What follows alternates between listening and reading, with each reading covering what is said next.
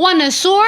Get a mentor. Hey, it's Nina Carmichael, and we made these videos because you're probably the most ambitious person in your circle. But you know you're capable of more, and you need that push by surrounding yourself with the best. So today, let's learn from one of the best, my husband Evan Carmichael, and learn you should be comparing yourself with others. Enjoy.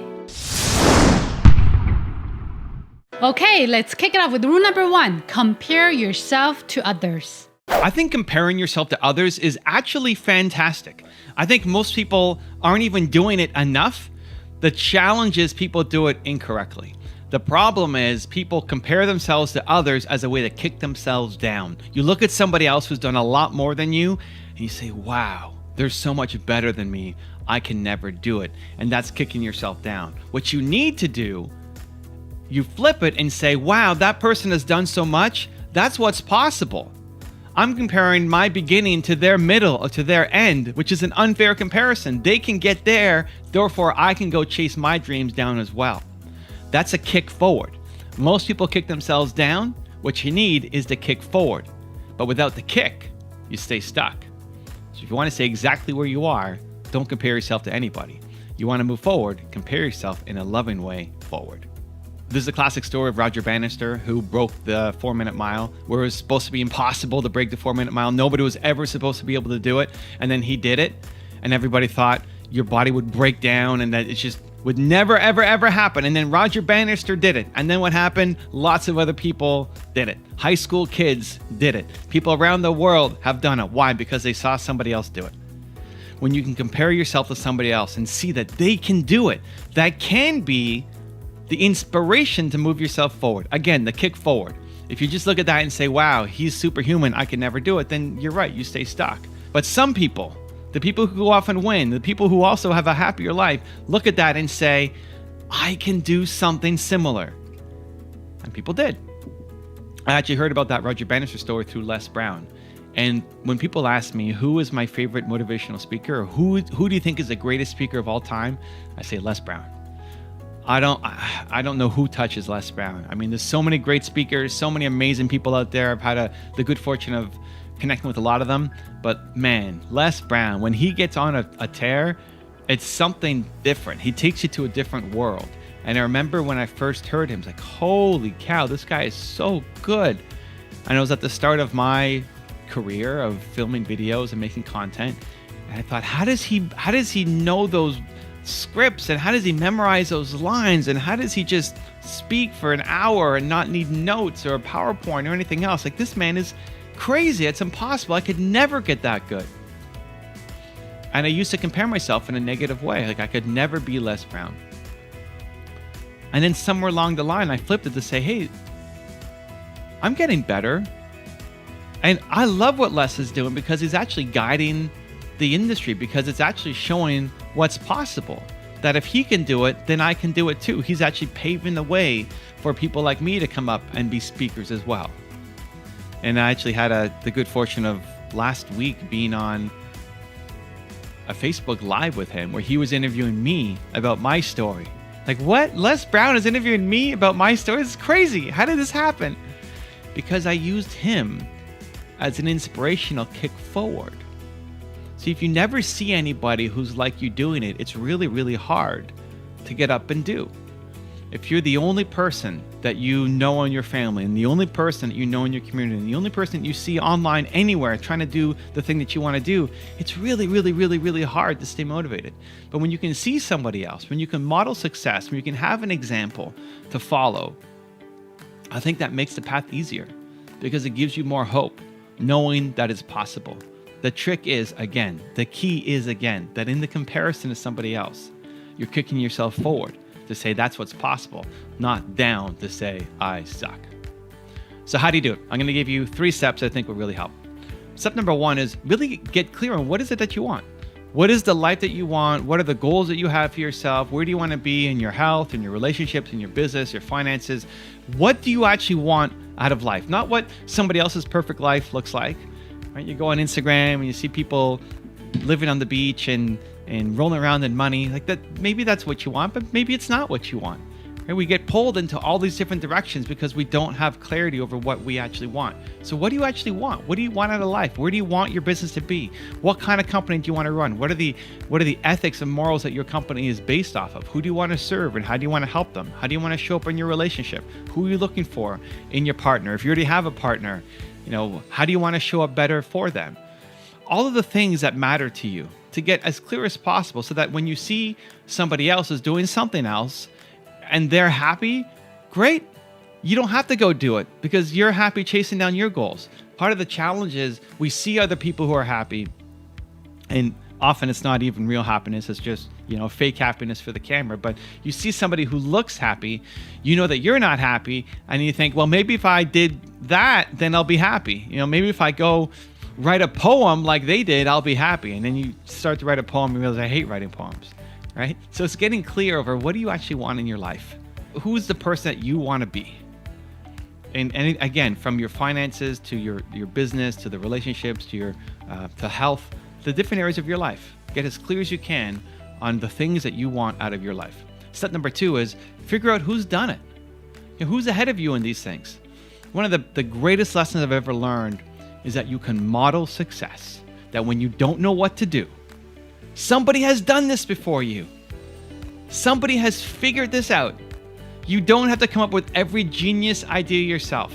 This is the thing that ended up growing my business, my first company. When I wanted to quit on my business partner, I tried so many different things on my own, and they never seemed to work. But once I had a model, once I had a mentor, once I had a guide, once I had a path to follow, it became so much easier and I got success. Or looking at my YouTube channel, spending 5 years on my own trying to figure stuff out. Then once I got my agent who gave me some coaching on being better on camera, my channel started to take off, right? So without the model, I really struggled. With the model, I did really well. So for all the areas of your life that you want to fix, who's done it? And here's the key. There's no one person who's done everything. I've got all these people behind me on the wall. This is me here when I'm 8 or 9 years old, and my parents behind me. And then I've got different people on my wall for different things. If I look at being a good father, right? I've got a 12-year-old son. How do I be a great father? I want to be a great father like my dad is.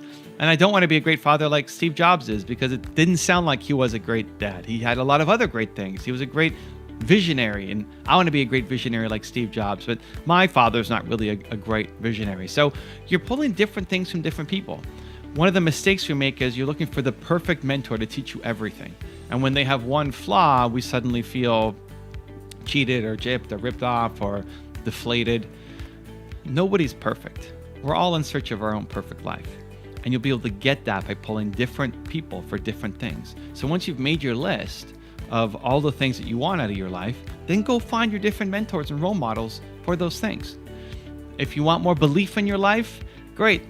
Watching my channel is probably going to really, really help you. If you want more fitness in your life, great. There's other channels you can subscribe to, right? If you want a better love and relationship, great. There's other channels you can subscribe to for that, or books or podcasts that you can be around. That the more that you're around it, the more that it's part of your environment, you're going to start to take those messages in, and it's going to become a part of you. You're going to think the way those people think, and you're going to get closer to actually achieving those goals. And then step number 3 is do something today. Do something today. We get trapped into overthinking and over-preparing and having the perfect schedule and the perfect plan. And it almost never works out, right? Your plan for what you were supposed to do a year ago is not the plan that you're doing right now. The perfect plan that you're trying to concoct in your head will never actually be the perfect plan until you get out there and you start executing and trying. So the biggest thing that you can teach yourself is just start building momentum. Start taking some immediate action. You've created a list of all the things that you want out of your life. You've identified your role models of who you want to learn from to help you go get it. And now 3, you got to do something about it. You got to take some kind of action on it. If you've got a health goal, great. Do 4 push-ups. Maybe you can only do 2. Do 2 push-ups. Great. Some of you might be laughing. Say only 2 push-ups. Great. Do 20 push-ups. Do 100 push-ups. It doesn't matter. Is that the perfect fitness plan? No. Will it actually help you build your muscles? No, not from those 2 push-ups. But what does it do? It starts the ball rolling. It starts to rewire your brain to tell yourself that you're the kind of person who takes action. And that makes a big, big, big, big difference. Because what's going to happen tomorrow is you're more likely to wake up and do it again, because you've already started to teach yourself that you're the kind of person who follows through. Where if you just research and create a plan, tomorrow you're going to wake up and probably do no push-ups because you realize, oh, that was a silly plan. I can't do that.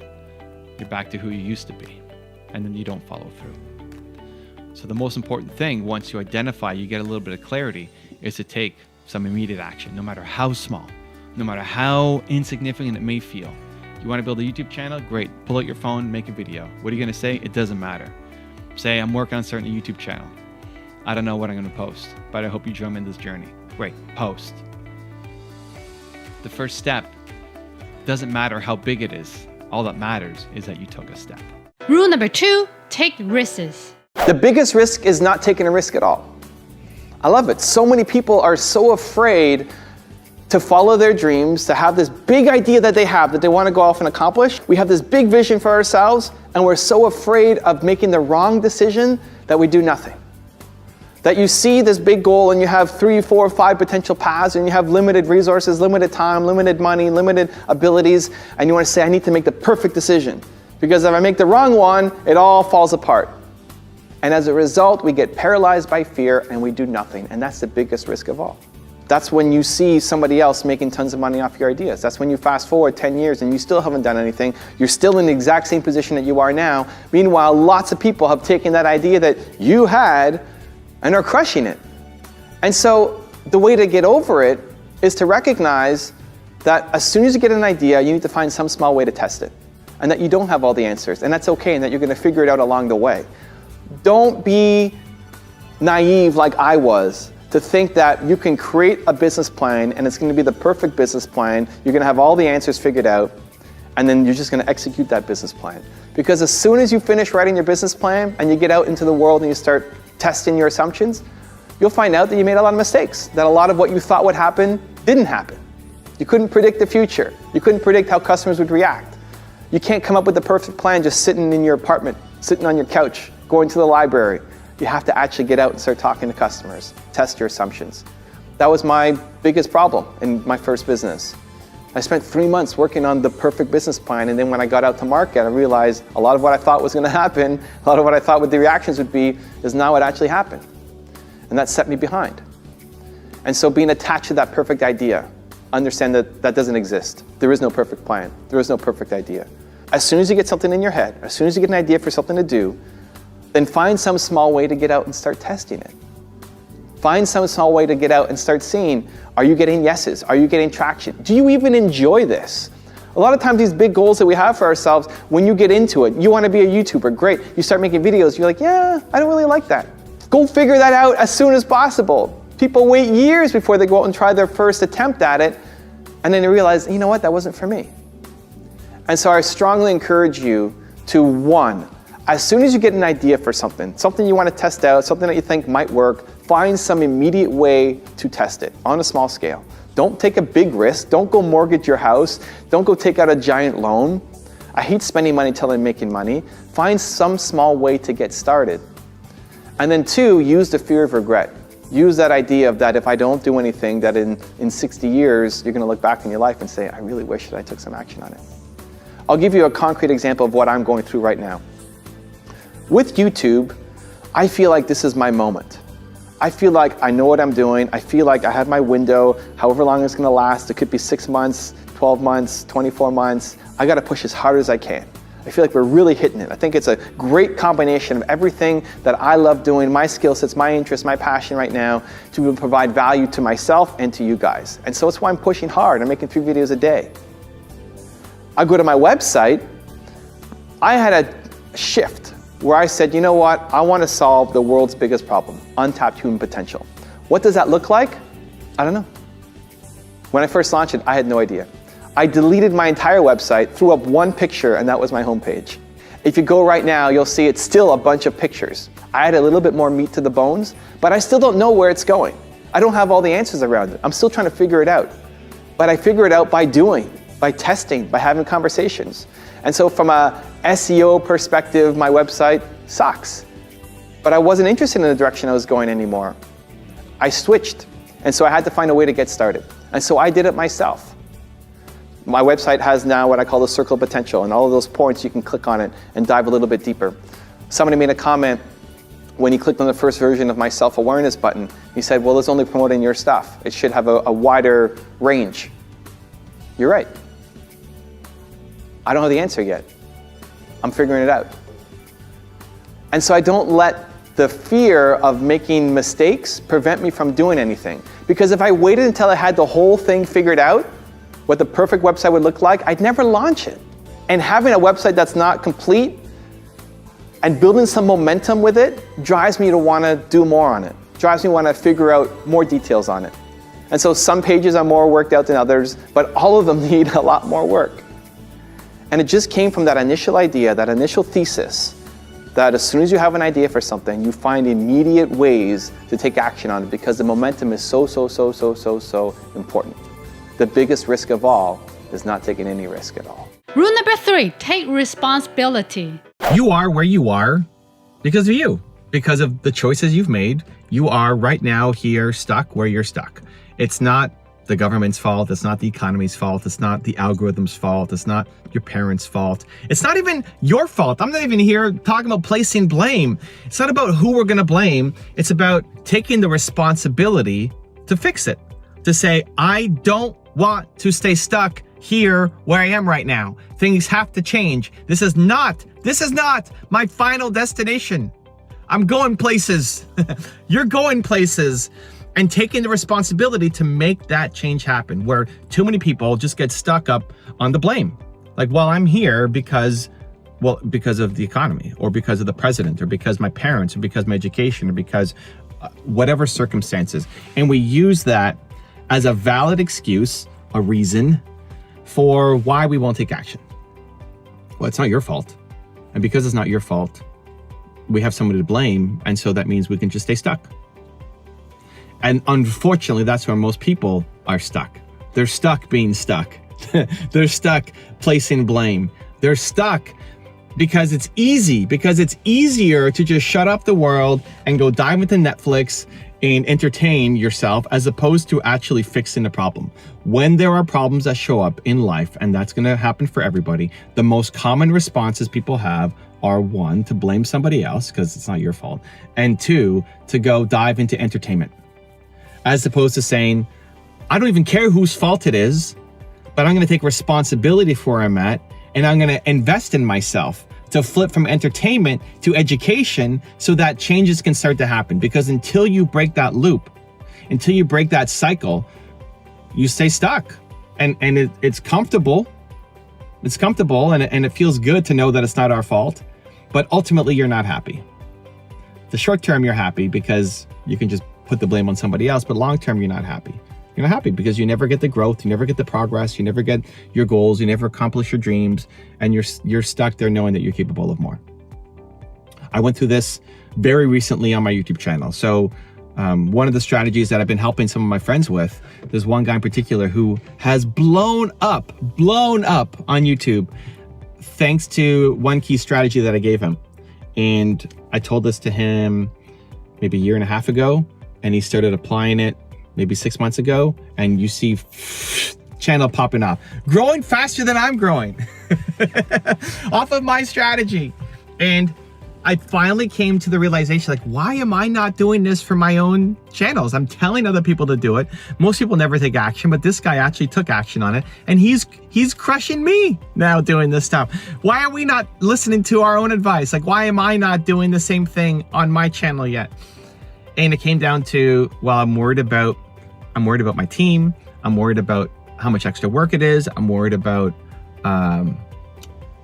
mostly about my team and like how we've done things in the past and changing things up. And I finally came to the realization that, no, this has to change, because if I can't make this work, then it's my fault. This is my fault. And my team's livelihood is my responsibility. And I need to be constantly growing and getting better. And if YouTube's algorithm changes, I need to be on top of it. And I need to be guiding my team in the right direction, because they rely on me for their career and for their impact. Now, could they go get another job? Of course. But hopefully they like working with me and the work that we're doing. And feel like they're valued and what they're creating is having an impact. And so me being afraid is not a good enough reason. And so it wasn't until I really owned that to say, this maybe took a couple months for me for really to sink in. Like, my own advice is being used for somebody to help them blow up, and we're not doing it because I'm afraid of the impact that it's going to have on my team. And that can't be a good enough reason. That can't be a good enough reason, because ultimately I'm doing a disservice to my team, I'm doing a disservice to myself, and I'm doing a disservice to you. Because the more people who can see these videos, the more belief we spread in the world, the more impact we have, the more people's lives change, the more great companies are built. This is my mission.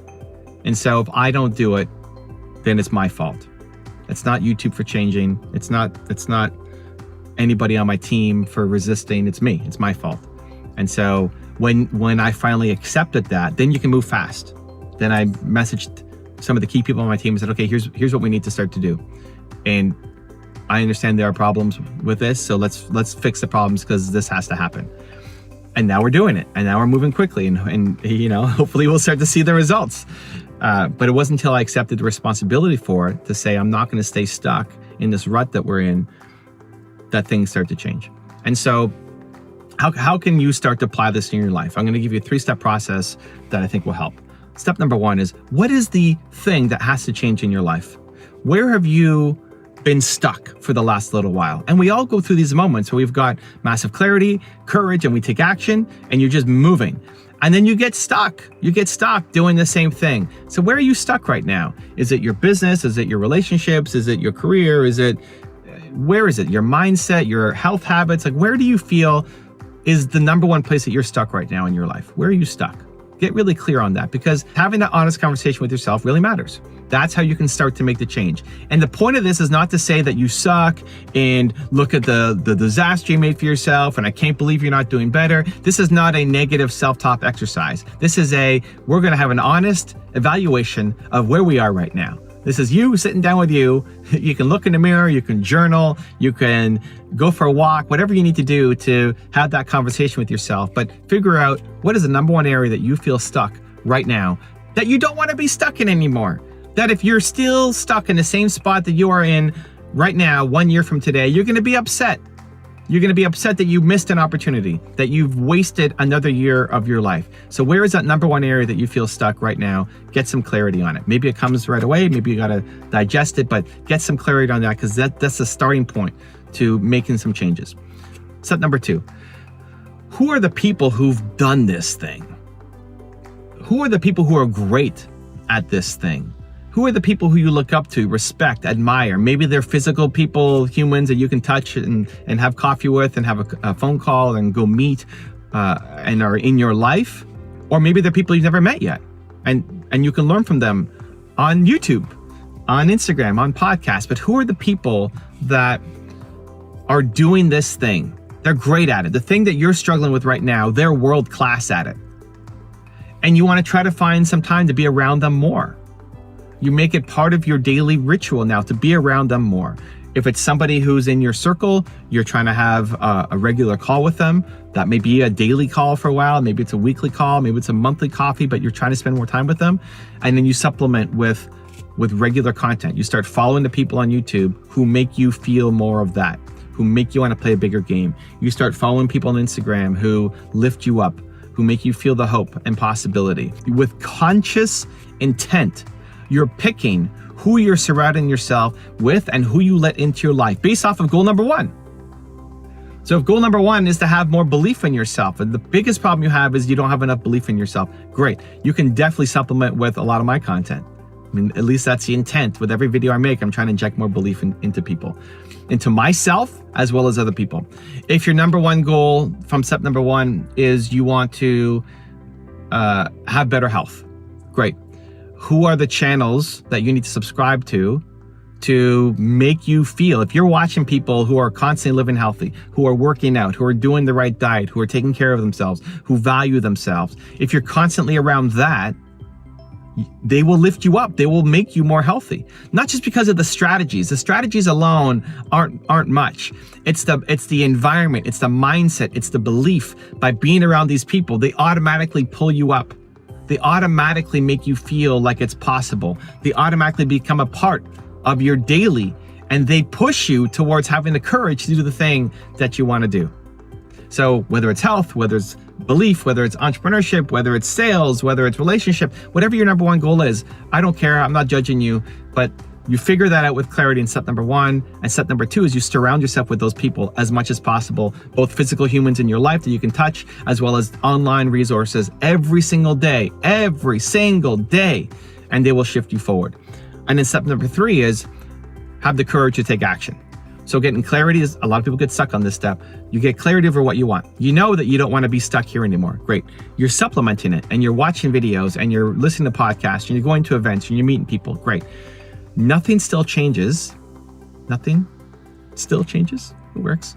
Until you actually do something. You have to have the courage to act. So the point of motivation isn't just to feel great. It's to give you the 5 seconds of courage to then go do the thing that you need to do.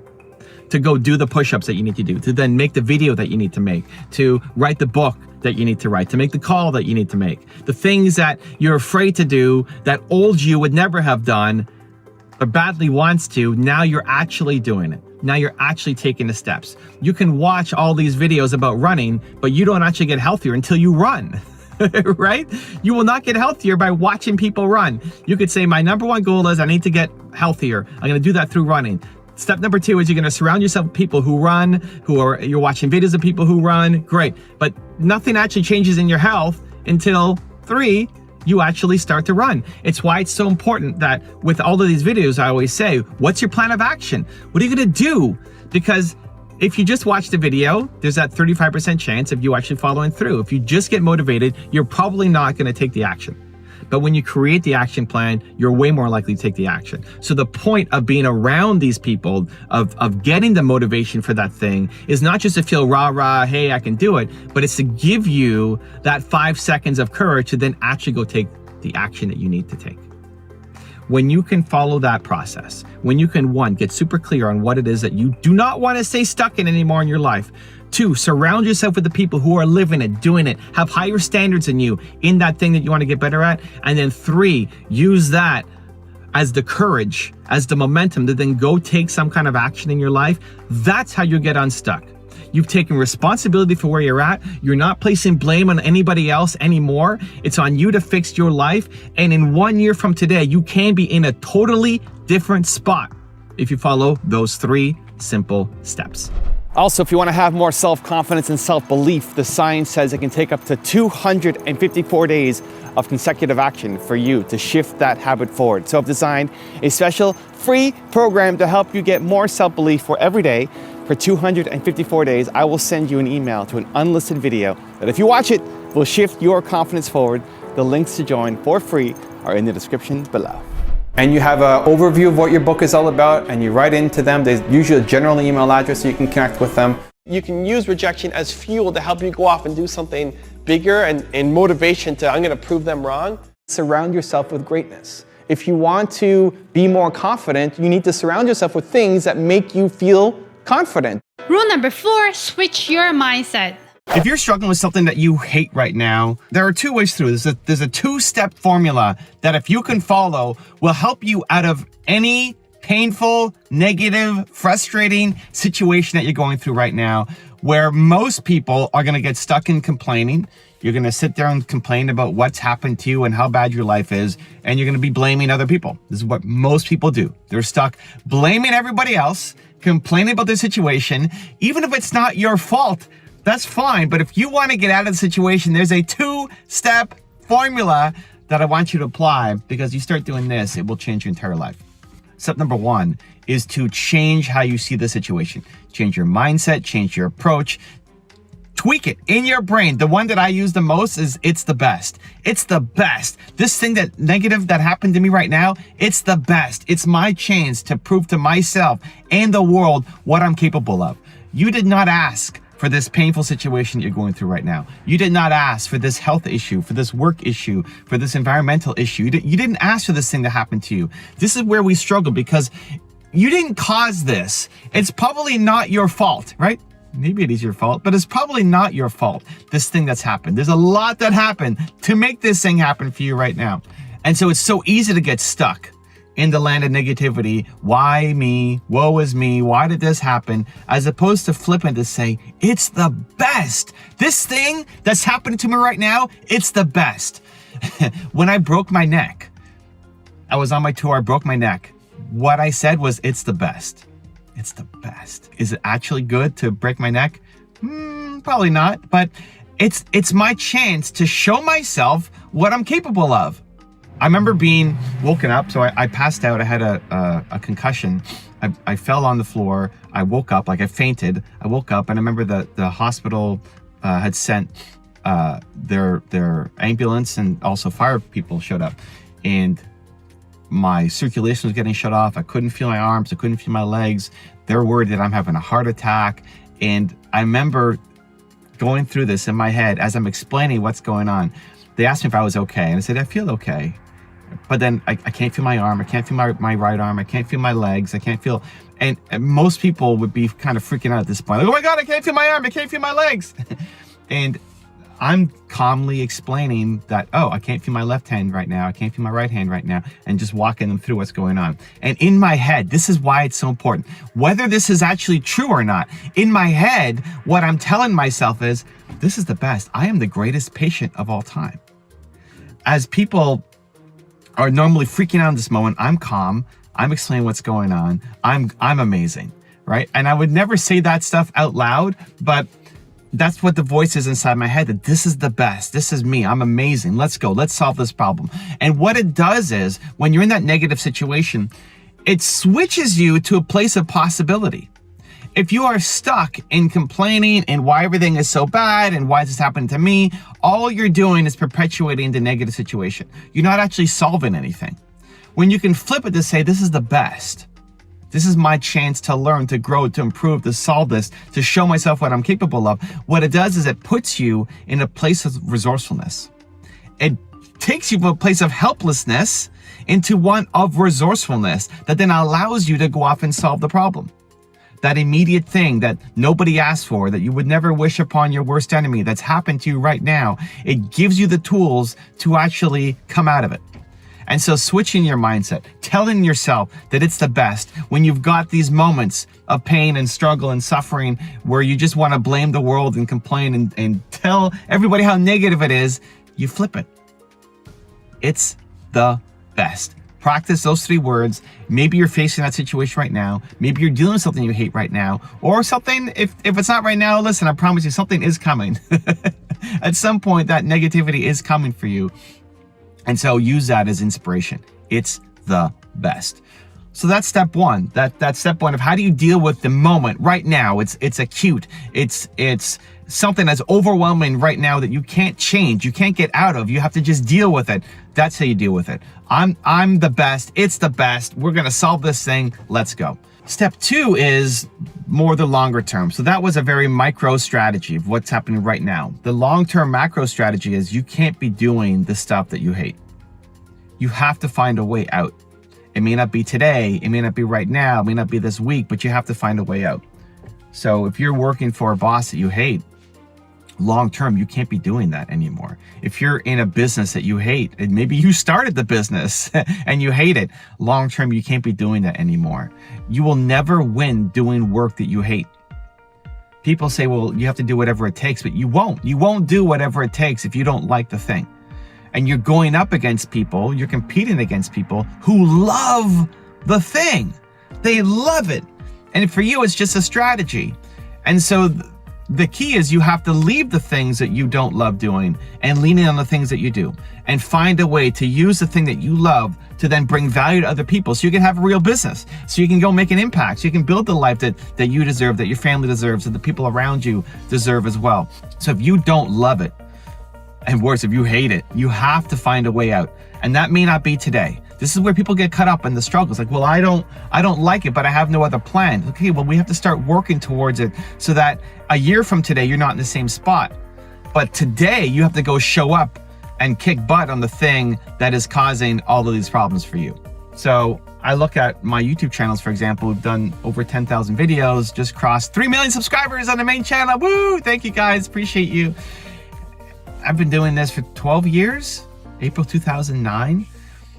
How do I keep going? How do I keep making videos? How do we crank out 10,000 videos plus? And how have I not burnt out? How have we not taken time off? Because I love it. Because this doesn't work for me. Because I look forward to this.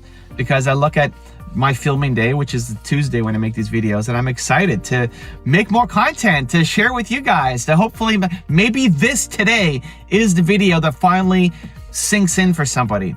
For somebody watching this video, whether it's true or not, the message I tell myself is somebody is gonna watch this video right here today, this one, and it's gonna be the light bulb moment for them. Not everybody, but for one person, that video, this one right now, is gonna be the light bulb moment for them that gives them the big unlock. And so I have to show up. I wanna show up. I'm excited to show up. I can't wait to show up.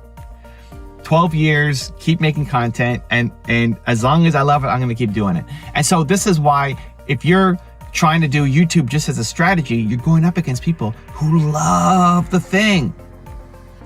So you're always gonna lose. Meanwhile, there's something that you love doing, and that's where you need to be long-term. So if you're in this struggle right now, you've got some painful thing that's happened to you right now. Maybe it's a health issue, maybe it's a relationship issue, maybe it's a business issue, but there's something that's happened to you right now. The short term, in the micro, right now, what can you do today? You tell yourself, this is the best. I'm strong enough. I'm going to get through this. I'm going to crush this thing. This is gonna get solved because you are amazing. It's the best. And then the longer term play is, okay, I'm not gonna be here 1 year from today. I can't just keep doing this. My life has to look different 1 year from today, and I'm gonna find my way through it. And often that means switching your path, switching your relationship, switching the self-talk you have for yourself, switching your morning routine, switching the business that you're running, making changes. What are the real changes you have to make to your life and your routines and your habits so that you are not stuck here 1 year from today? You follow those two paths, the micro of it's the best and I'm gonna solve this today, and then the macro of I can't keep doing this, I need to find a different way through so my life in 1 year is different. That's how you get out. That's how you stop complaining, stop blaming other people, stop getting stuck in a land of negativity that most of the world is stuck in, and you start actually building the life that you deserve. Rule number 5, love the climb. If you have to get motivated every single day, then you are in the wrong business. If you are in your business because you thought it was a hot opportunity or a path to make some quick money, get out immediately. Shut it all down. You can't sustain motivation for that business. Don't start a podcast if you don't love talking or interviewing with people. Don't become an influencer if you have nothing to say. Don't start a daycare if you don't love kids. It's not worth it and you're never going to win. The work itself needs to be motivating. Most days you're gonna wake up and have a pile of crap to deal with. And if you don't love dealing with that crap, you will get crushed by someone who does enjoy dealing with that crap. The trick is you need to do work that you love that other people think is crap. That's the secret. So looking at my channel as an example, this YouTube channel has grown from 7,000 followers, subscribers to 1.7 million in a matter of 4.5 years. And I love the climb, and I love passing people on the way, and I love the competitive spirit of it. And I know there's still so much room to grow, but sometimes I secretly hope that the whole thing goes away. So just so that I could start and do it again. I'm just short of sabotaging myself, although I have taken some risks recently. If you look at my channel last month or 2 months ago, I did some major changes that did not work. I bet everything on going down the premiere direction just because I wanted to have some variety, just because I wanted to take a big bet. And it tanked hard, and it was my worst subscriber gain in years. And I love it. I love it. I mean, I don't love that I lost, but I love pushing. I love trying to get better. I love climbing. I love trying to find a new way to be able to go and build and get better. And I think you have to love the climb. I'm just short of massively sabotaging myself and closing down the whole thing just to start over. But I love the climb that much. It's why I loved Instagram. I'm going hardcore on Instagram right now. Halfway through the year, I had 6 or 7 or 8, something like that, 1,000 followers.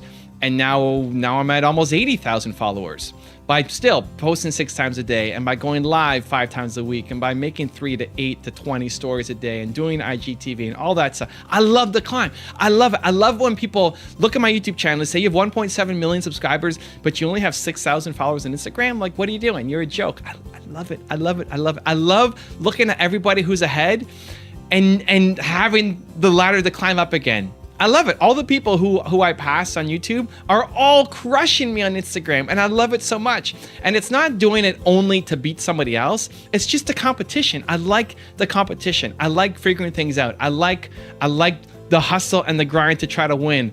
I don't like being number one. I like chasing down number one.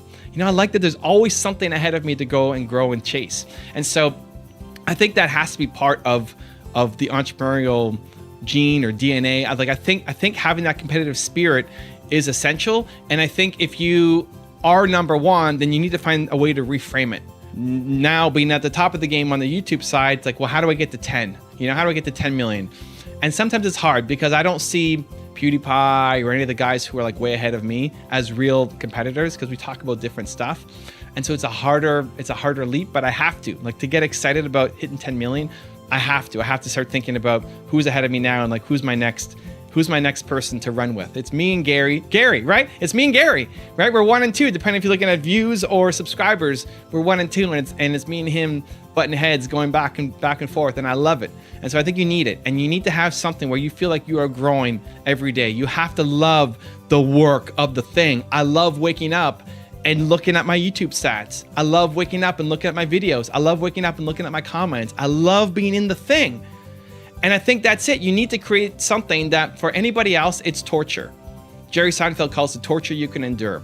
If you stepped into my schedule, it would be torture. You would want to get out of it as soon as possible. Like, you couldn't last 2 days in my schedule because it's just not you. And it's not because I'm great. I should do the same thing in your business. If I stepped into your schedule, I should want to die after 2 days. Like, it's just too much. It's too crazy. But it's not crazy for you because you love it. And that's the thing. Everybody has Michael Jordan level talent at something. But most people focus on the wrong thing. Most people pick a business because they're just trying to get rich, and you hate the actual process. You love the result, but you hate the process. You have to do the thing that you love the process of, that it doesn't feel like work, that you don't need to motivate yourself to get up every day and do, because you can't wait to get up and go do that thing. I love waking up and doing my YouTube and doing my Instagram and wondering how that last experiment worked, and diving into the data and doing A/B split tests on the thumbnails. Like, all that stuff is fun for me. It's fun. That's why are you so happy, Evan? Because I love what I do. Most days, not every day. There's a lot of crap you got to deal with, but I love dealing with all that stuff. I love it. And that's the trick. You got to find the thing that you love the process of, not just the end results that you're chasing. So I'm going to give you a 3-step process to making money and building a business off of something that you love actually doing, not just trying to chase a buck. Step number 1 is make a list of all the ways that you have helped people and made money doing it. Make a list, like write down all the things that you've done that you've made money by helping people. If you're not helping people, you're not making money, right? Business is about helping people. You bring value, you make money. What are all the ways that you have made money by helping other people in some form? Make a list. Step number 2, then we're gonna look at what did you love the process of and not just the result. So the result was I helped them and I made some money. Great, it's a win-win situation. But which of the ones on your list, go and circle them or put a star next to them or however you like taking notes, of the ones that you enjoyed the process of. Like, you enjoyed it. You enjoyed servicing that client. You enjoyed selling that product or service. You enjoyed making that thing. Like, you actually enjoyed it. If you're a moving truck company, you may enjoy that you have helped somebody move to their new place, and you may enjoy that they paid you, and that's great. But like, did you enjoy the moving? Do you like seeing new places? Do you like getting outside and getting a tan? Do you like being able to work on your body and build muscle as you're moving? Like, do you like it? Do you like moving stuff? Like, the best movers love moving. The best YouTubers love making YouTube videos. The best hockey players love playing hockey. And put a star next to or circle all the things on that list that you created of how you've made money helping people, that you enjoyed the process of doing it, and that you would almost do for free. You would do for free because you loved it so much. And then step number 3, with practice, what do you see that you could become world-class at? So look at that list of the ones that you have made money from doing, right? Even if it's you only made $100, right? You made some money doing it. Then you start or circled it because you enjoyed the process of. How many of those are left? Hopefully at least one. Otherwise you got to start over, or you got to try more things, right? But then what do you see yourself being world-class at? Like if you practice it a lot, could you become one of the best in the world at? You may not be there now, you may not be there yet, you may not put in a lot of work at it yet. It may be something that just came naturally, or it was an opportunity that showed up and you said yes to, but you know that with some practice, with dedication, with effort, with hustle, with ongoing years and years of beating on your craft, you can become the Michael Jordan of that industry. What is that thing? And so when you combine all 3 of those things, that's when you start making money from the thing that you're passionate about. When you, 1, figure out what have you made money from by helping people. When you, 2, then look at which of these tasks have I actually enjoyed doing, not just I enjoy getting paid to do it.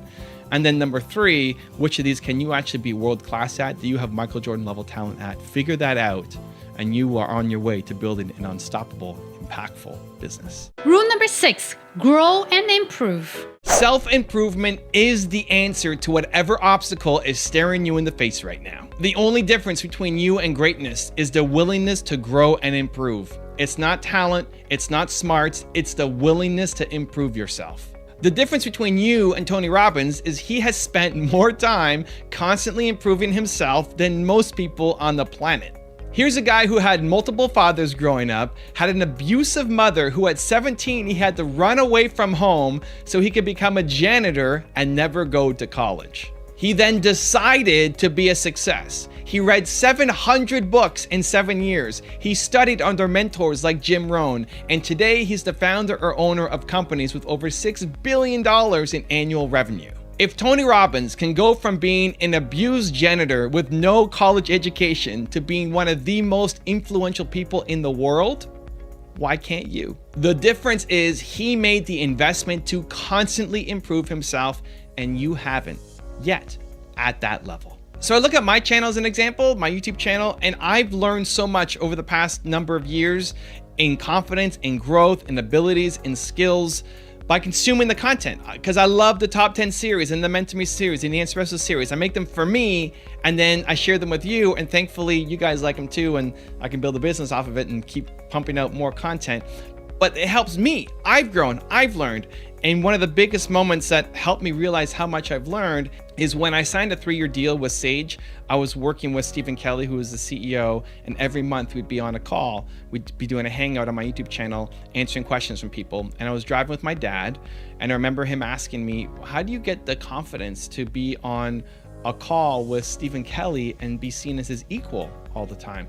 And he wasn't asking me to put me down. He was asking me in genuine awe of, he was so happy for me that I was playing a bigger game. And it dawned on me that he was right. The Evan of 5 years ago wouldn't have been able to do that. The Evan of 5 years ago would have felt less than. The Evan of 5 years ago would have said, there's no way I'm capable of doing that. And then when I'd signed the deal, I felt like, it's great. I love Stephen, he's amazing, but I feel like I'm hanging out with Oprah and Kanye and Steve Jobs and Bill Gates and these super successful people, and they're infiltrating my brain on a daily basis, right? A daily basis. 3 videos every single day on this channel. And so bit by bit, it pulls me up. Now I've recognized I still have a long way to go. I still have so much more to learn. I still need to believe in myself even more. And every time I consume more content, it allows me to grow my comfort zone a little bit more. And the funny thing is, all of these moments are little tiny incremental parts of your growth. I couldn't point you to one point in my past where I said, that was the moment that I changed. That was the moment that I had more confidence. But as I studied every day, I could look back 3 months, 6 months, a year and say, wow, I've really changed. I've really grown. I've really learned a lot. But in the daily, from today to yesterday, I'd say I didn't grow at all. And so sometimes on your journeys, you're trying to learn and get better. You may feel like the growth is really slow on a daily basis, but if you keep going, you keep investing, you keep learning, you keep seeking out mentors, you keep trying to get better and improve. Not every day will be amazing, but if you try every day to get better and learn, I can guarantee you that in 3 months, 6 months, 1 year, when you look back of the person you've become compared to what you are right now, there'll be a big change. And that's because you continue to invest in yourself. So I'm going to give you a 3-step process to how to create a customized program for you so that you can become world-class at the thing that you want to be world-class at. Step 1, decide what you want to be world-class at. You could be world-class at a lot of things with enough energy, effort, wisdom, pouring in to you, practice, repetition, you can be world-class at something. But what in your core, what is the thing that you need to be world-class at? What is the burning desire in you that you say, I want to be among the best in the world at what? Fill that in. What do you want to be world-class at? Number 2, immerse yourself in that environment. The fastest way to learn a language, the fastest way to learn Japanese is not from a textbook, it's not from going to classes, it's to go to Japan. You need to immerse yourself in the environment. Whatever the thing is that you want to be great at, the more you are around it, people who are doing it, people who are speaking it, people who are living it, the more it will rub off onto you and the faster it will rub off onto you. Now, it can be a physical environment, or it could also be from the content that you're consuming. I get it a lot from my own YouTube videos because I feel like I'm around Steve Jobs and Elon Musk and Oprah Winfrey every single day. And the more you immerse yourself in that environment, the more their mindset, the more their motivation, the more their confidence is going to stick with you to help you go be world class at the thing that you want to be great at. And then step number 3 is practice every single day. You need to practice every single day. It's not enough just to be around it. You need to practice. You got to do. You want to be world class at something, right? That requires daily dedication. The reason why I got better at making my content, my videos, is I've done 6,000 videos. 1,000 videos aren't even public on my channel. We've thrown away more videos than most people ever create on their channel. And it's not because I'm amazing. Go back. Like, I encourage you, go back and look at my first videos. I sucked. It was brutal. It's because I said I want to be great at this thing. And I surrounded myself with people who could help push me and I could learn from. And then I practice every single day. The reason why I pass people who I consider to be a lot better than me at this is because I put in more work. Because when people had a hard time finding time to make 1 video a week, I was doing 3 a day. And if you take that same approach, if you take that same mindset of I'm just going to outwork everybody around me, I'm going to outwork my competition, when they may have a hard time finding time to do that thing that they need to get better at once a week, and you're doing it 3 times a day, you will blow past people who are more naturally talented because you have put in the work to get good at your skill. Rule number 7, the last one before our very special bonus clips, take action. The reason why you are not chasing your big dream is because you're afraid that it's going to fail. You're afraid that it's not going to work, and what people will say about you and what you will think about yourself. But what's the alternative? It's sitting on your idea for years, never taking your shot because you're afraid, and living the rest of your life in regret, knowing that you had an opportunity, but were too afraid to take it. The way to not have regrets is to be always taking action. To, as soon as you get an idea, go do something about it. I had a great podcast with my friend Mark Drager a couple weeks ago, a month ago or so, where he was asking me about regret. And I used to always tell this story of, imagine you have a hangnail and how much that hurts, and it's all you can think about when you have a hangnail. But if somebody punches you in the arm, you don't feel the hangnail anymore because this hurts more, right? You focus on what hurts more and suddenly this one doesn't hurt as much. That's how I would use regret.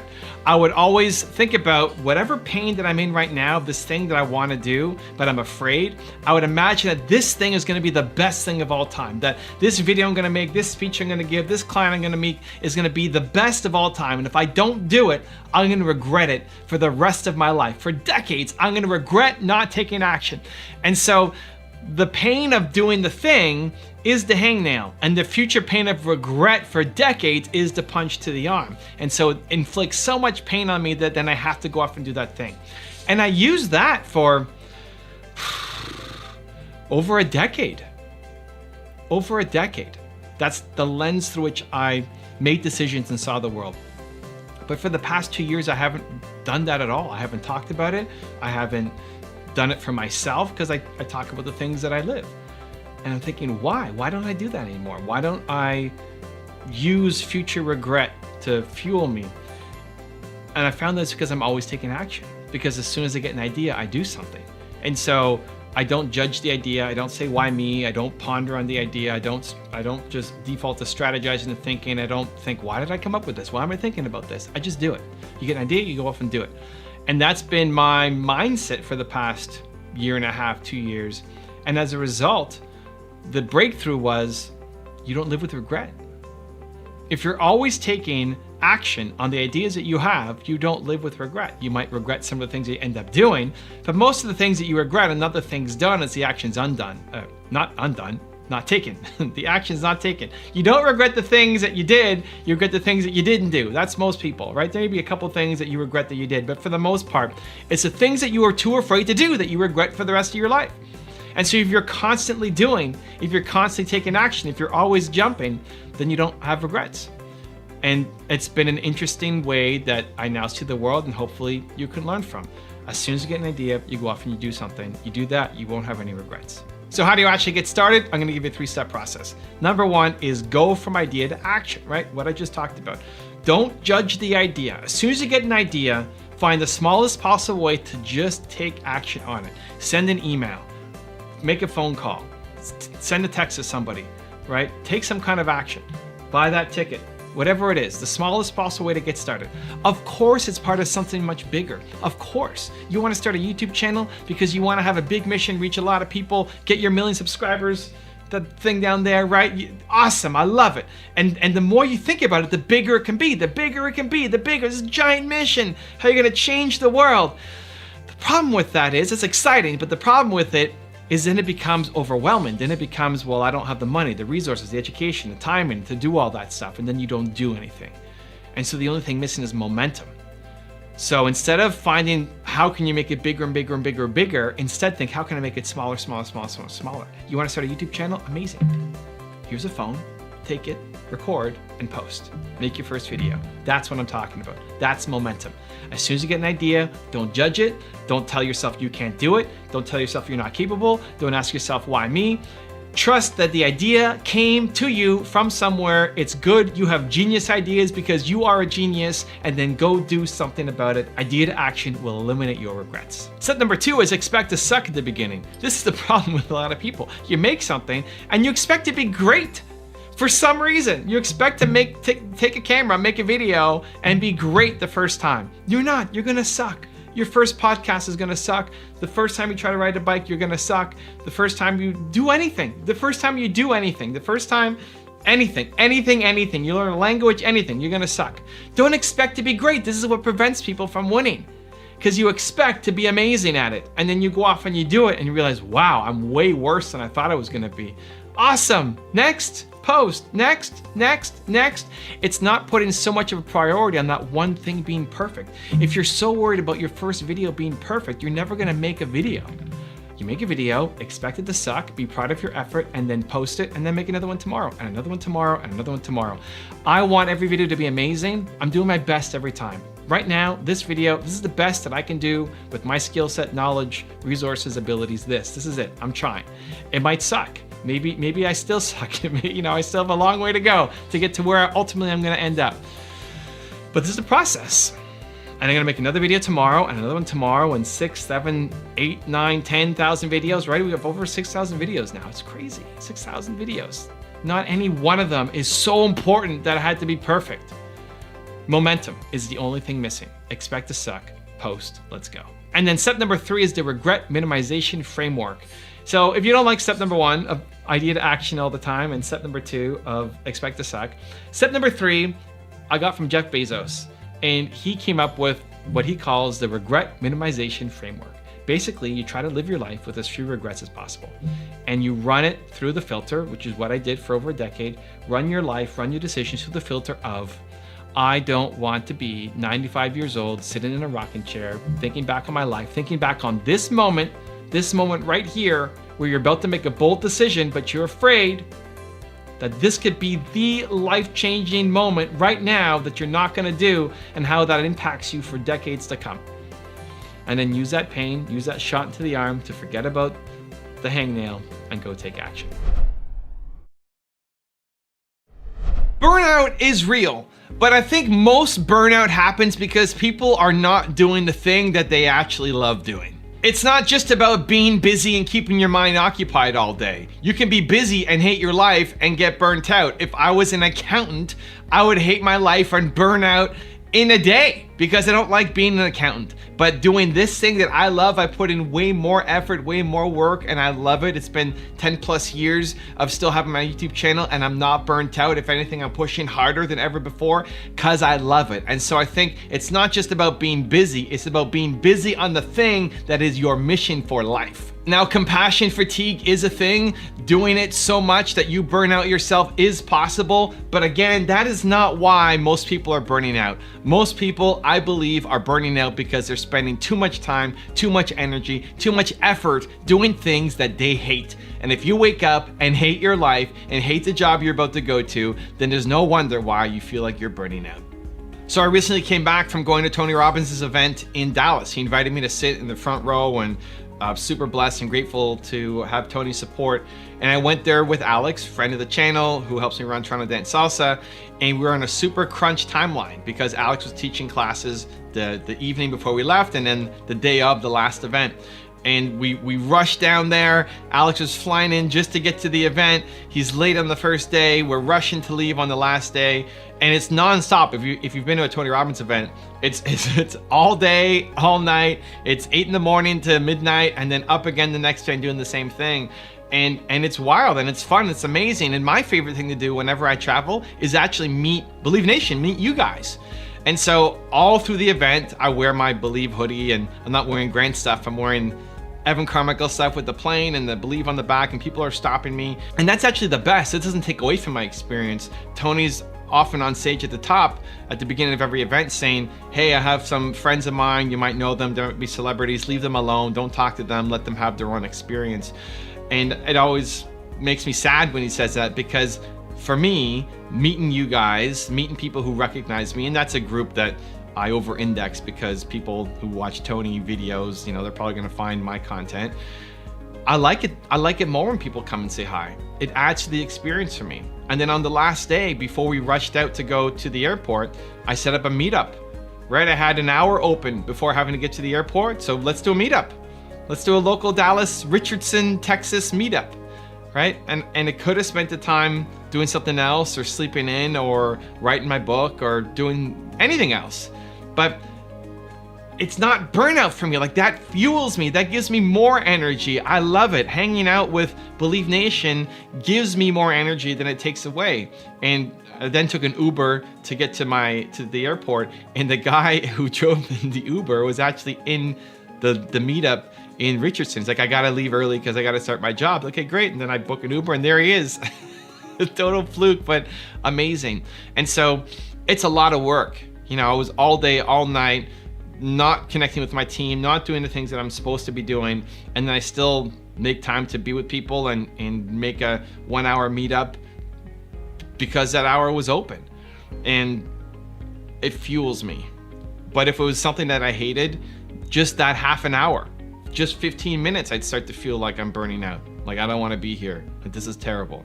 And so I think it's really important that you're doing work that you love. That would be a burnout for other people, but not a burnout for you because you love it so much. So how do you find it? How do you find the work that you love? I got a 3-step process called Who, Why, How. I'm gonna talk about it in depth in my next book, but let's do a super quick analysis here to help you guys who might be struggling. Step number 1 is who. So your who is your most important core value. What is your most important core value as a human being? Mine is believe. It's a one-word most important core value for me. So when you figure out what it is that you stand for as a human, you can then look at your life and see where you're falling short. If you're unhappy with life, it's because you are living incongruently with your most important core value. So someone whose core value is freedom, as an example, you can look at your life. Like, are you allowed to be free? Are you free at work? Are you free in your relationships? Are you free, you know, in these different areas? If not, then you're not going to be happy. That's why you're not happy. Because your boss doesn't allow you to have freedom. Mine is believe. So believe has to be in everything that I touch.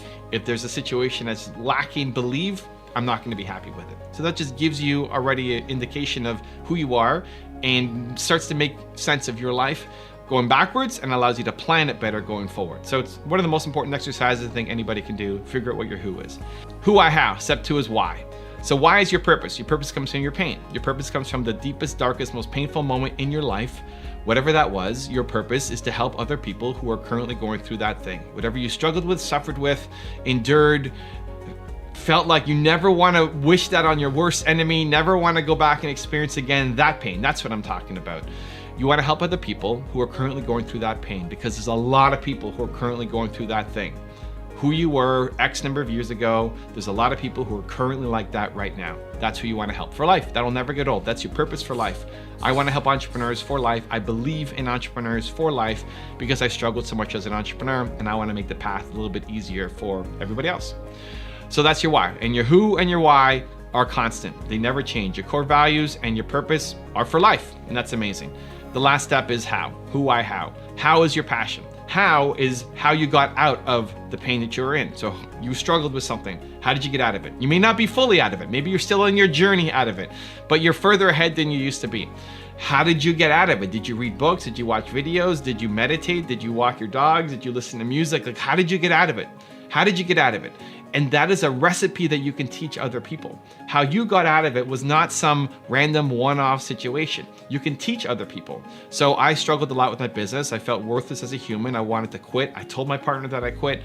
How I got out of it was modeling success. I looked at Bill Gates, how he started Microsoft, and I applied those strategies to my business, and we started to see some success. 20 years later, what am I doing? Still modeling success. Right? I want to learn from Grant. I want to learn from Steve. I want to learn from Kanye. I want to learn from these people. It's why I keep creating this content. How I got out of it was studying success, and now I teach other people how to study success. Right? How you actually go about doing it may change. When I first started doing it 20 years ago, it was through books. Right? Now it's through videos. And in 10 years, 20 years, it's going to be through VR and a bunch of other technologies that I'm sure are coming. But the how you got out is a teachable recipe that you can give to other people. So if you're struggling with burnout and you think it's because you don't love the work that you're doing, and you know that you're destined for something greater, that you do have Michael Jordan level talent at something, but you don't know what it is and you want to figure it out, figure it out. This is the process. This is the easiest process I know of to get there. Figure out your who, your one word most important core value. Figure out your why, your purpose comes from your pain, and figure out your how, which is your passion, how you got out of it. You can teach other people, and that will set you up for an amazing life with hopefully very little burnout and definitely a lot of purpose. Most people never hit their goals because they don't structure their life towards actually accomplishing those goals. You can say that you want something. You can say that this is your ambition and your goal, but unless it's in your calendar, unless you start actually working towards it, you're never going to accomplish it. Dreams stay dreams because there is no momentum. Let's talk about how to get it. One of the common questions I get asked when I'm doing my live stream, when I'm doing my interviews, when I'm doing my tour, my stops, people almost always will ask me, how many hours sleep do you get? When you go to bed, when you get up, how much do you sleep every night? Right now, I'm sleeping 9 hours a day. I sleep 9 hours. I did a sleep study. I was sleeping around 8 and was still tired when I woke up. And so I went and did an overnight sleep study, and they told me, I'm looking for the hack. I'm like, hey, you're deficient in magnesium, so just take these and you can sleep 7 and be normal.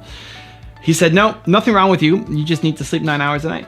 That's healthy for you. It's like, what? That's healthy? Are you kidding me? What are you talking about? Nobody sleeps 9 hours a night. It's like, yeah, between 6 and 10 is actually, that's the normal range. The whole 8 hours a night is a myth. So I felt bad, and I'm still trying to hack it. So I sleep 9 hours a night. I don't wake up to an alarm. And people assume that I'm only sleeping 3, 4, or 5 hours a night because of how productive I am during the day. This is it, right? You could sleep 12 hours a night and crush it in the other 12 hours. Most people default to thinking they need to wake up an hour early. Say, well, if I wake up at 5 a.m. or at 4 a.m., I'm gonna be more productive. If you are not productive for 16 hours a day, then adding an extra hour to that's not gonna make you that much more productive. The problem isn't what time you wake up, the problem is what you're doing with the hours that you're awake. And so as much as possible, what I try to do is make every second intentional. I'm not always able to achieve that, especially not every second, but I try to make everything intentional. I try to make where I'm spending time is intentional. I'm in the present, I'm not thinking about something else. I'm here with you guys making this video right now. All I think about is this video that I'm making for you right now. Where's Nina right now? I don't know. Where's my cell phone? Well, it's right here because I can see it. But where are my keys? I don't know. Where are my dogs? I don't know. What am I doing after this? I have no idea. I'm focused and I'm with you right now. Most people live in the past. Most people are thinking about what could have been. Most people are regretting the decisions that they made, and they're procrastinating because they're afraid of doing things, because they don't want to do things. All things that prevent you from actually doing. That's the biggest problem. You're a genius. You're the best in the world at something. You can go off and make amazing things. The problem is your time is not being used efficiently. It's not being used effectively either. You haven't structured your life to help you accomplish your goals. Look at your big goals. Look at your big goals. Like, what's the next big goal that you have for yourself? You may not have one. If you don't have one, then you got to figure out what your purpose is, because that's the greatest thing of all time, right? Get the book, Built to Serve. You'll figure it out. You'll be ignited. But your next big goal, now look at your calendar. Are you aligning what's in your calendar, your daily habits, towards you accomplishing your goals? And for most people, it's no. Or you have it listed, but you're not doing it because you look at it and you get afraid and you procrastinate on it. So trying to cut that down to almost zero. Even before making these videos, before making Espresso videos, I have a couple minutes of procrastination. I go and make sure I get my water. I go and maybe have a keto bar, just pacing around a little bit because I'm nervous about making the videos because I want them to be the best videos that I've ever made. It's always my intention. But too many people live in hours or days or months of procrastination instead of doing it. You get the results by doing it. It's the only way. You will never get the results by just thinking about it. You can be motivated, amazing. You can have the mindset, awesome. That's half the equation. The other half is doing. You have to actually just go out there and do. You need to structure your life to allow you to accomplish your goals. I'm going to give you a 3-step process that will help. Step number 1 is start with the mission and work backwards. So the mission is lifetime. The mission is lifetime, not what specifically you're going to be doing, but your purpose comes from your pain. We've talked about that a lot on this channel. I love helping entrepreneurs because I struggled so much as an entrepreneur. Whoever you used to be, where you struggled and felt the most worthless, you will love helping those people for the rest of your life. That will never get old. How you do it will change a lot. Right now I'm doing it through YouTube videos, I'm doing it through books, I'm doing it through my tours, all of that. But it's going to change. In 10 years, it'll be different. Maybe YouTube's not around. Maybe people don't have paper books anymore. There's going to be lots of changes that come. But that mission, that purpose will never change. It will never change. And when you figure out what it is for you, it will never change as well. So start with your mission and then you start working backwards. Step number 2 is understand that your success is habits. Your success is habits. What you do on a regular basis is what you're going to accomplish. You can eat a chocolate bar and be on a diet and not get fat. But if you eat a chocolate bar every day, you're gonna get fat. You're not on a diet anymore. Similarly, if you eat salad once a week, it's not enough, right? You are what you consistently do. Your success comes from doing habits. And entrepreneurs are typically great starters, but not great at being consistent. And that's the problem. Working your face off for a 48-hour stretch isn't gonna do anything for you. It's every single day working, even if it's only an hour a day. That dream that you have, that business that you wanted to start, that business that you want to take to the next level, it could be there. It could have been there already. It could have been there already. The problem is you've been sitting on that idea for 3 months, 6 months, 4 years without doing enough on it. Little tiny starts, it's not enough. Every day, I'm talking every single day, making progress towards you actually accomplishing that thing. You want that life? You have to do it every day. And step number 3 is no 10-year goals. Now, what was interesting in this video is Jordan first talks about having a 3-year goal for yourself. And then he said for himself, he can't plan for more than 6 months because his life is too chaotic and too much stuff going on. I think that's actually the sign of a healthy life. Like, there's no way you know where you're gonna be in 3 years. There's no way you're gonna know where you're gonna be in 10 years. That's crazy, but 3 years is crazy too. There's no way. I'm about to leave on my tour from January to April 2020, and I'm gonna come back a different person. In April, I'm gonna be a different person than when I left, when I'm about to leave, coming up now, right? So I don't know what I'm gonna be doing after that. I have no idea. I mean, it's still gonna be within the confines of my mission, right? I'm still gonna be doing work to help entrepreneurs. So maybe I come back and say, I don't wanna do YouTube anymore. That's it, I'm done. Enjoy these last videos, and I'm gonna move on and do something else, right? So I don't think you can have an accurate 3-year plan. Don't even try. People get stressed out about having the perfect 3-year plan. There's no way. Like, if you hate your 3-year plan, you're thinking small. The idea, like, think of who you were 3 years ago, right? Let alone 5 years ago or 10 years ago. Just take 3 years ago. Who you were 3 years ago. Could you accurately predict where you are right now? There's no way. Not if you're growing. Like Jordan said, he starts off saying 3-year plan and then goes down and says, well, I can only do 6 months. I think that should be normal. Like, I think 6 months should be the very end. 6 months should be the very upper limit. If you're growing, if you're learning, if you're investing into yourself. But if you are a different person than you were 3 years ago, what makes you think with any degree of confidence that you're going to be able to predict your life 3 years out? There's no way. You can't. So don't worry about it. Don't stress about it. Don't sit there and have this plan for the next 3 years. You're not going to hit that plan. That's not your goal. Your goal is to move closer to your mission, and you have to be flexible enough to take the opportunities as they come. I was talking to Jeremy, who's working with me on my YouTube business and consulting and coaching people to help them grow. And he was asking me about New Year's resolutions. Like, I don't do New Year's resolutions. You're crazy. You think you know where you're going to be next year? There's no way. First off, New Year's resolutions I hate, because if it's December 22nd and you're setting a New Year's resolution, I think you suck. You're teaching yourself that you suck. You don't suck as a human. The mindset that you're telling yourself is that you suck. Whenever you say, I have a goal that's really important to me, but I'm going to start it in a week, or I'm going to start it on Monday, or I'm going to start it when you've already lost. The mind game here is you suck. That's what you're telling yourself. I suck. The only way through is I'm going to start today. You want to start 2020 or next year and have perfect health? Great, you start today. Get on the floor, do 10 push-ups, do whatever max you can do. Eat a salad. Like, you start today. Build momentum. You're missing momentum. So he asked me, what's my 2020 resolution? I don't have it. Dude, don't think that way. If I even had an idea for what I was going to do, I would be doing it right now. Right now. Right now. But then on top of that, like, look at your life. Look at where you were last year. Look at where you were at the start of this year, right? 2019. Where were you at the start of 2019? You were at a grocery store. And then I called you when I was on the road in Texas and said, hey, do you want to start a YouTube consulting business together? And I'll teach you everything I know. You couldn't predict that. You could have had this perfect plan for how you're going to move up and become a manager at this grocery store, right? Instead, now he's running his own business, and he's got a 6-figure business inside of 6 months from not knowing anything about it, because of mentorship and training and connections and resources and ideas, and is getting great results for his clients, right? If you're growing and learning and exposing yourself to new opportunities, you'll be it's like you're shedding your skin and you're a new person every 6 months at the very max. So I agree with Jordan that 6 months should be the max, and that 3 years, don't even try. Don't even worry about it, let alone 5 years, let alone 10 years. Go do you. You're growing, you're learning, you're amazing. Stop trying to plan for where you're gonna be in 10 years. Make it happen today. You need to hustle while you wait. If you can embody this advice and apply it to your business on a day-to-day basis, this will be the biggest momentum shift in your company. This will move you so close to your goals at an incredible pace that is unbelievable. Just most people don't do it. Hustle while you wait. Listen, with every goal that you have, it relies on other people. You need other people to be a part of your process, right? If you're selling to customers, you need the customer to say yes. They have to make their decision. There's a bunch of back and forth. If you're waiting on a product to come, you're waiting on your supplier to come forward. There's always things that are outside your control that you're waiting on other people for.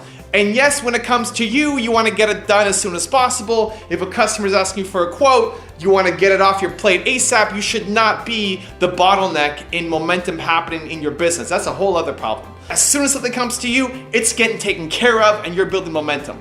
But you're still, even at the most peak efficiency, waiting for other people to take action. That's going to happen. So what do you do in those moments? You hustle. You build new momentum. You build new clients. You build new relationships. You maintain the existing ones and get everything done as soon as possible. And then in the downtime, while you're waiting for a decision, you're not just twiddling your thumbs. You're not just sitting on the couch. You're not watching Netflix. You are off hustling new business. Quick example. I was doing a photo shoot with Richard. This guy's a celebrity photographer. He's done Lady Gaga, done a whole bunch of rappers. He came over and we did a photo shoot together. And in between his shots, he's got to set up lights. He's got to get his fog machine going. He's got to get the right angles. He's got to set up the green screen. And so when he needs me, I'm there. I'm ready. I'm posing. I'm in action. I'm ready to go. But there's a lot of setup in between shots. And so what am I doing? I'm pulling up my phone and I'm responding to you guys. I'm making videos. I'm doing responses. I'm getting on Twitter, on Instagram. I'm doing on Snapchat. I'm sending out video responses to you guys. I'm working, I'm hustling. On my downtime, while I'm waiting for Rich for this project, I am hustling, connecting with you guys. And that's the approach that you need to take. People say, well, how do I find the time to respond to people on social media? I probably have a way bigger accounts than you guys do, and I find the time because I make the time in between the other things that I'm doing. This is so critical. People are losing so much time. The answer is not to wake up 2 hours earlier and think that's going to solve your problem. The answer is you're losing time every single day. You are leaking valuable time from your daily schedule. And so I highly, highly, highly encourage you to take this message home. While you are working, while people are waiting on you for stuff, you are doing your best to deliver as soon as possible so that you are not the bottleneck in your business. But then while you are waiting on other people, you get your hustle on. You continue to build momentum.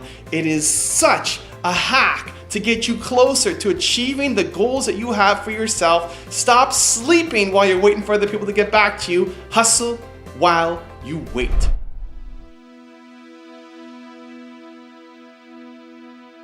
If you want to learn how to make the mindset shift towards success, check out the video next to me. I think you're gonna enjoy. Continue to believe. I will see you there. You're never going to accomplish anything great if you're coming from a place of negativity. If you are just complaining and negative and blaming other people, you're never going to accomplish anything. It's just not going to happen. You can't create amazing things from a negative spot.